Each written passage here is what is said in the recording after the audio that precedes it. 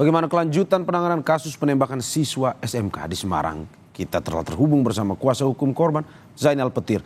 Selamat pagi, Bang Zainal. Selamat pagi. Terima kasih Bang sudah bergabung di Kompas TV pagi ini. Alhamdulillah sehat-sehat, Gi. Ya, Bang, ini Aibda Robik dipecat dan saat ini sudah jadi tersangka dalam kasus penembakan ini. Tanggapan keluarga seperti apa, Bang? Ya, tanggapan keluarga, saya mewakil keluarga almarhum Gama ya, yang masih umur 17 tahun merasa puas.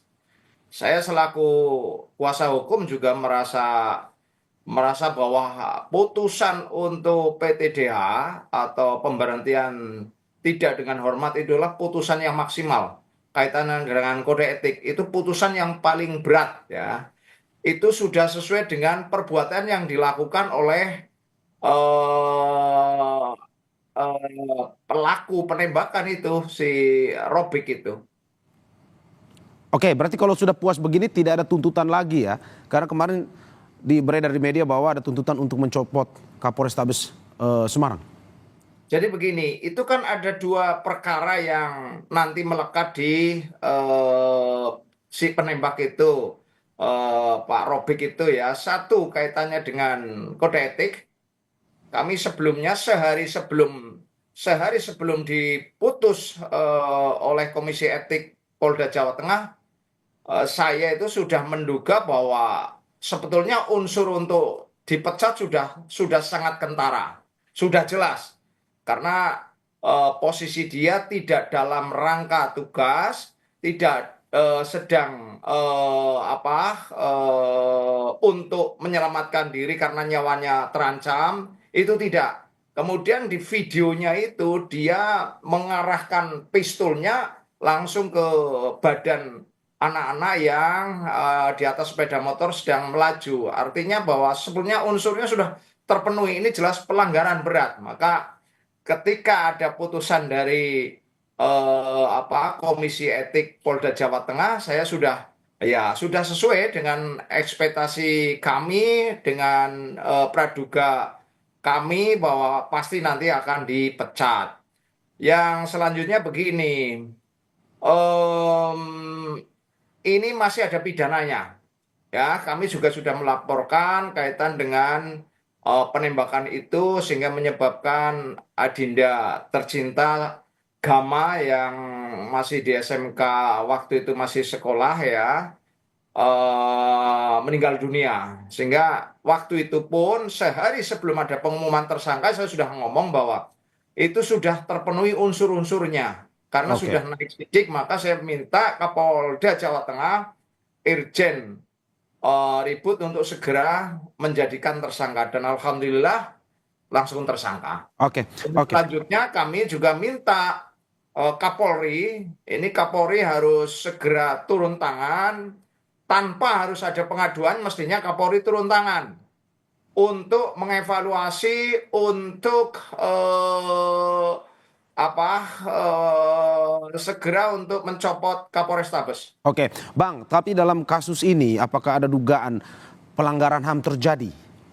Dari analisis Anda? Oh iya dong, ini kan anak-anak di bawah umur, Ya. ya. Dia melakukan penembakan secara sewenang-wenang. Putusannya kan seperti itu. Jadi putusannya itu berdasarkan dari waktu putusan kan saya Zainal Petir selaku kuasa hukum diperbolehkan untuk mendengarkan. Putusannya itu ada konsideran bahwa dia melakukan tindakan yang sewenang-wenang terhadap anak di bawah umur. Anak di bawah umur perbuatan yang sewenang-wenang kan berarti pelanggaran hak asasi manusia untuk hidup. Pasti pelanggaran HAM itu. Oke, Bang, saya Nah, ada ya, 3 versi yang saya catat. Ini terkait dengan penembakan dalam kasus ini. Pertama, klaim Kapolrestabes Semarang yang mengatakan bahwa ini ada tawuran. Terus yang kedua, Propam Polda Jateng yang mengatakan bahwa ini karena dipepet. Ada juga yang terakhir terkait dengan saksi ini mengatakan bahwa tidak ada apa-apa, langsung ditodong dan ditembak. Dari klaim keluarga sendiri seperti apa ceritanya?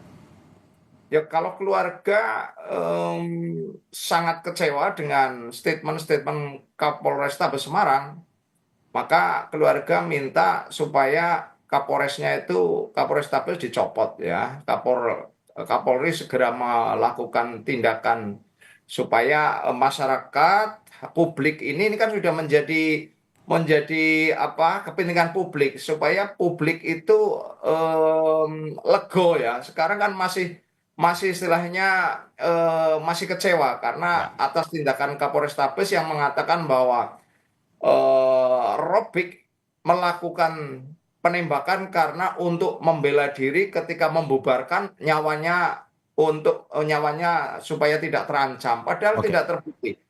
Nah, oke. makanya ini artinya Kapolrestabes Semarang itu tidak profesional. Oke, kita bicara lanjutan dari kasus hukum ini, Pak. Ini bukti apa saja yang sudah dipersiapkan oleh keluarga korban untuk membawa kasus ini ke persidangan, Pak? Bukti-bukti kan bukti itu terdiri dari bukti saksi-saksi ya. Saksi-saksi sudah jelas menyatakan bahwa waktu penembakan tidak ada peringatan, kemudian ada videonya, ini bukti elektronik juga ada, kami juga sudah dapatkan. Itu saya kira sudah cukup, dua saksi, saksi dan bukti elektronik sudah cukup. Oke, Pak, ini mau kilas terkait dengan kondisi keluarga. Ini sampai saat ini kondisi psikologis keluarga korban bagaimana, orang tua nih khususnya? Apakah sudah bisa menerima kejadian ini dan juga tindakan hukum yang dilakukan kepada pelaku atau bagaimana? Ini kebetulan saya kan diberi kuasa oleh awalnya tiga ya. Kan yang ditembak itu ada tiga. Yang Gama ditembak eh, meninggal dunia. Yang dua saudara A itu ditembak dadanya, tapi dia bisa menghindar karena ketika diarahkan pistolnya dia sudah indo, istilahnya menghindar, cuman masih kena keserempet dadanya terus masuk ke tiang gitu loh. Nah, dia kan si A itu berboncengan dengan dengan S ya, S di belakang terus tembus masuk ke lengannya si S.